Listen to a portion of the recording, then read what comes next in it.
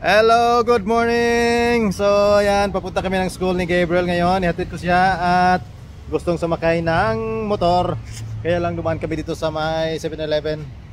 Kasi gusto siyang bumili ng kanyang baon at yung kanyang paborito ay nakabili kami.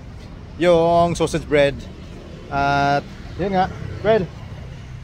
Kailangan ng protection at helmet pag sumakay ng motor. So, what will you do? You put it now. Come on. At tingnan natin ang forma ni Gabriel sa kanyang pagsakay ng motor. Alright. Okay. Ito. So, mayroon siyang pangilalim. At yan, kailangan na katakip. At mayroon siyang gustong helmet. Ito yung helmet ni Gabriel na siyang pumili. Okay. Wear this one. Oh yeah, where? Where daw? And then you can wear this one. Yeah, you will also. Come on.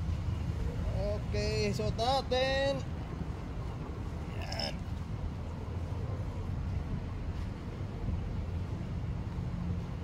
Okay.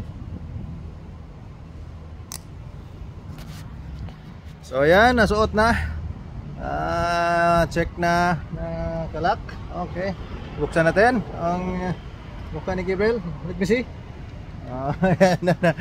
Okay, so alis na kami. Tingnan natin kung sumakay si Gabriel.